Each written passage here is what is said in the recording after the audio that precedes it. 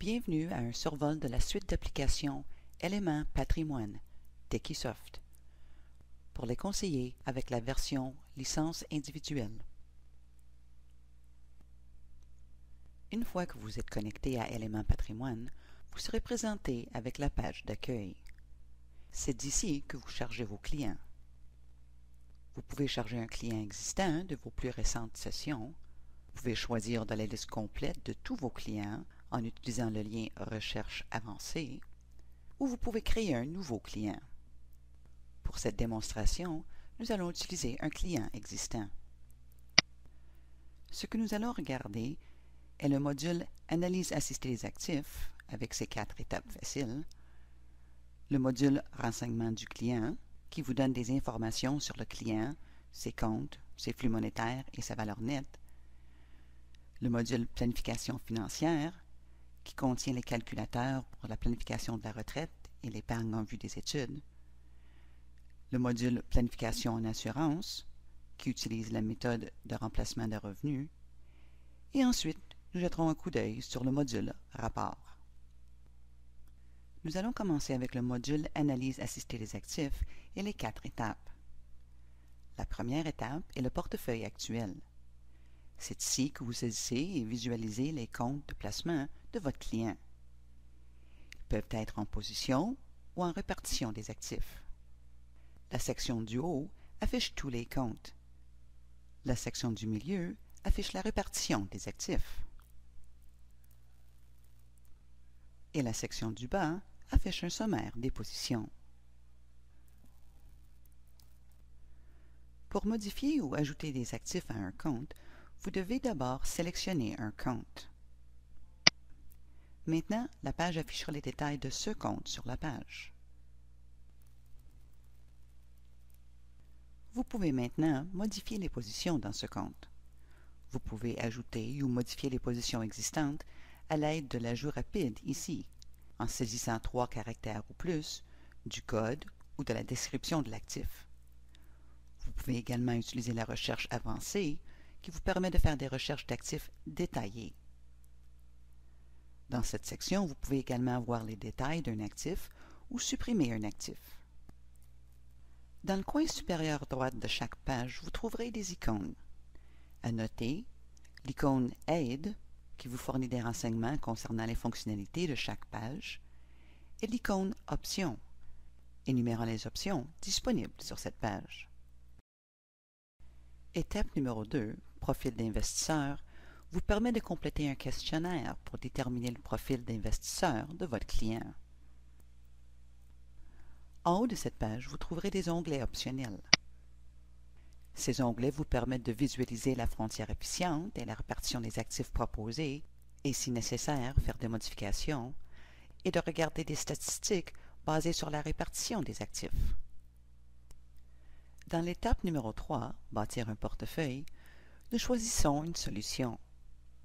Ce dernier peut être un portefeuille prédéfini, créé dans les portefeuilles définis par l'utilisateur, ou vous pouvez choisir une solution personnalisée, c'est-à-dire vous pouvez débuter avec les positions du portefeuille actuel ou un portefeuille vide. Par la suite, nous regardons la page Personnaliser le portefeuille, où nous voyons les résultats de notre personnalisation. Encore une fois, le système affiche tous les comptes. Et pour faire des modifications ou pour voir les positions détenues dans un compte, vous devez choisir un compte. Maintenant, nous pouvons voir si ce compte est proche de la cible, qui a été établie dans l'étape numéro 2. Et si nécessaire, nous pouvons faire des modifications. Comme dans la page du portefeuille actuel, nous avons maintenant accès aux outils de recherche, l'ajout rapide et la recherche avancée. La page Plan d'action affiche toutes les transactions nécessaires. Étape numéro 4, Réviser le portefeuille, vous permet de réviser les statistiques basées sur les actifs dans les portefeuilles.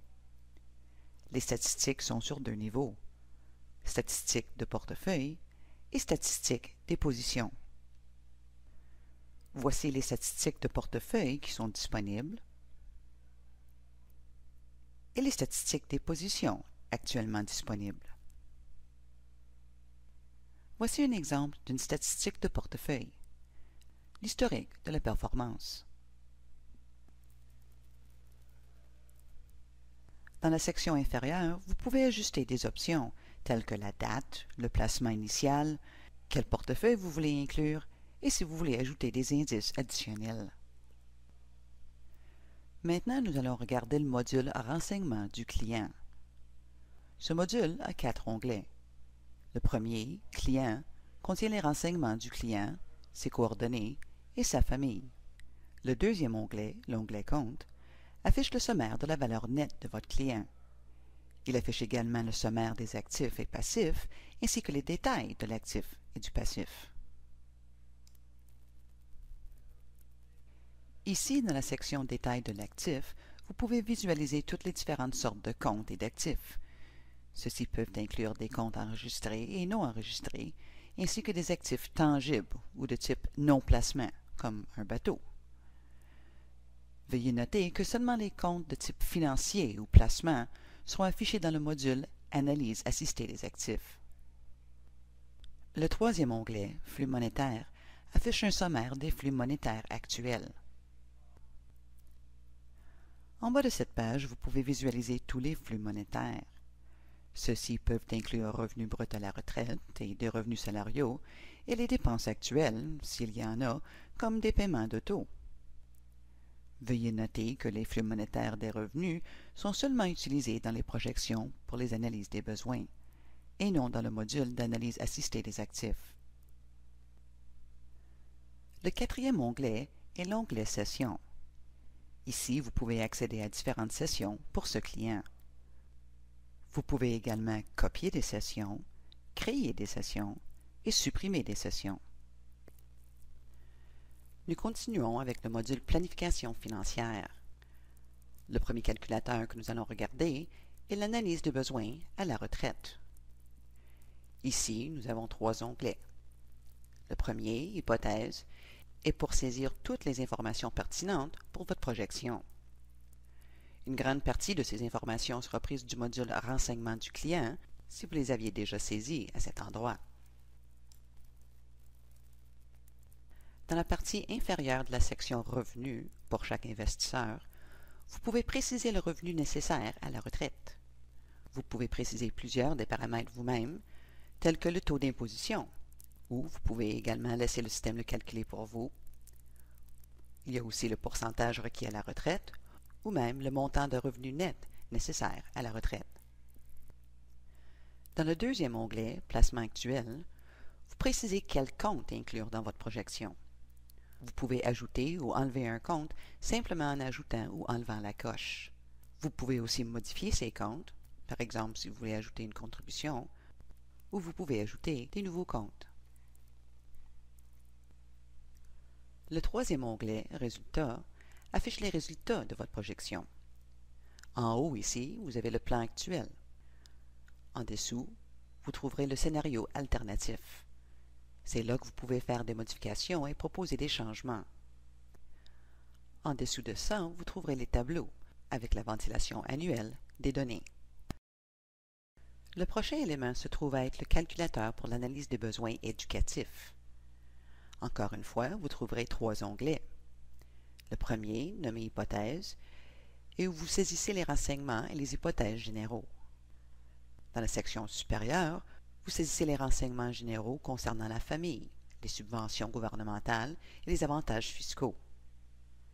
La section en dessous est pour l'enfant et contient des champs comme le nombre d'années d'études postsecondaires requis, les droits de scolarité annuels, résidence, coût des livres, etc. L'onglet Placement actuel est similaire à celui qu'on a vu dans le calculateur pour la retraite, sauf qu'ici, vous devez associer un enfant avec le compte.